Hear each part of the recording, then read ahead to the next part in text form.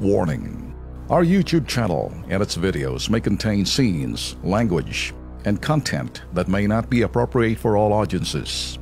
These videos include surveillance footage, undercover pursuit of suspects, actual police and rescue operations, and fearless confrontations. If you do not approve of the content, please do not watch our videos. If you wish to continue, we strongly advise that you proceed with caution. Viewers' discretion is advised. Nakatataba ho ng puso na may mga tao pala ho talagang likas na mapagmahal po sa kanila pong napiling trabaho. Tulad nitong isang doktor sa Batangas na ibinigay po ang buong dedikasyon para lamang ho sa isa pong pasyente. Panoorin po natin.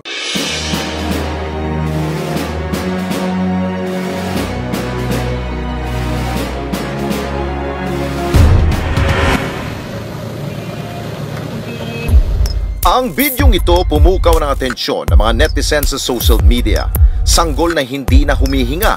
Mga doktor na pilit ibinabalik ang buhay na nawala sa kanya.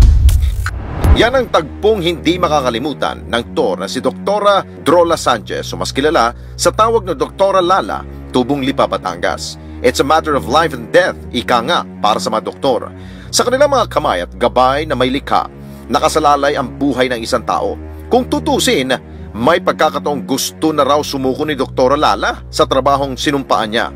And ang pagiging isang doktor sa pampublikong ospital, selfless yan like Mother Teresa. It's being selfless. Halos binibigay mo na yung lahat sa kanila na wala nang natitira sa'yo. Yun yung doubt ko nung una kaya gusto ko mag-quit sa government. Sabi ko, pagod na ako, hindi naman ako properly compensated. Nung casual ako, lagi naman late yung sweldo namin. Pero hindi naman kami nagko-complain because we love what we do. And yun yung sinasabi ko, ang mga tao sa gobyerno, lalo sa ospital, hindi lang doktor, hindi lang nurse, hindi lang job order, mapagmahal yung mga yan. Kasi they are selfless. Kahit hindi nila nakukuha yung sweldo nila, they have families to feed. Pero wala silang reklamo. Makikita mo nakasmile pa rin sila. And yun yung hindi nakikita ng mga tao.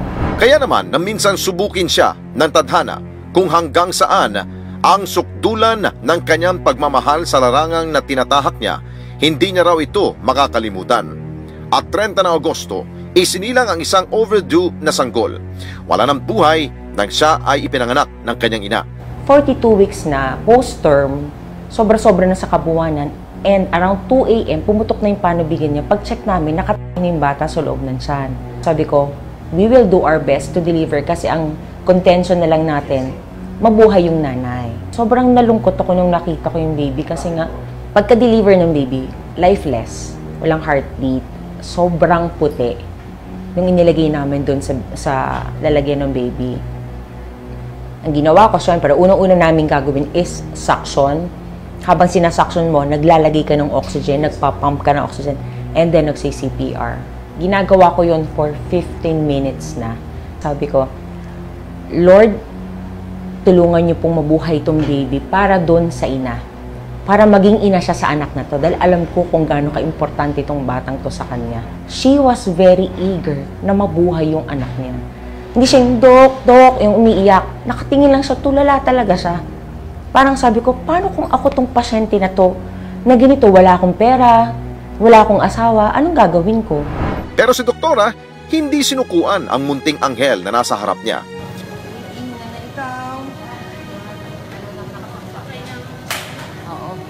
Yung iyak ako ng iyak, naging parang tears of joy na parang, at that time, ang miracle, hindi yung pagkabuhay ng bata. Yun yung nakapagpabago sa akin. Kung mababasa nyo dun sa Facebook page ko, diba? Dinadala tayo ng Diyos kung para saan tayo. Huwag na tayo magtanong. May reason kung bakit ako dinala doon. Ang muling pagkabuhay ng sanggol, pinaniniwalaan ni Doktora Lala na isang indikasyon na kailangan pa siya ng kanyang mga pasyente. Kaya naman, ang pagsuko, isinantabi na magiting na doktor. Marami pang ibang pagkakataon na kahit pagod ka na, nakangiti ka pa rin sa mga pasyente. Sunday, walang check-up, may pupunta sa'yo. Sabi ni ibang doktor, walang check-up po ngayon kasi Sunday. Pero hindi mo matitiis na, hindi mo sila titingnan. Ang munting anghel, nakilala ng kilos pronto si Maria Teresa. Isinunod doon niya ang pangalan ng kanyang anak kay Saint Teresa. matapos siyang malaman na dito nagdasal si doktora para mabuhay lamang ang kanyang anak. Pero hindi ko po alam kung paano talaga kayo pasasalamatan ng sobra-sobra sa laki po ng tulong na binigay niyo sa akin sa pagbabalik sa baby ko. Hindi niyo siya pinakawalan.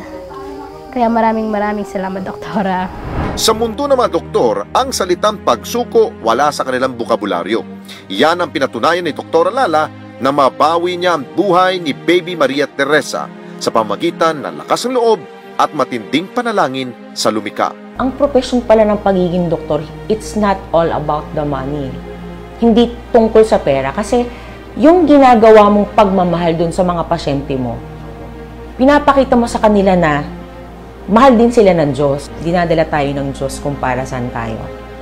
Huwag na tayong magtanong. There is a reason for everything. Madaling sabihin that there is a reason for everything, but if you have faith, gagamitin mo lahat ng lakas mo.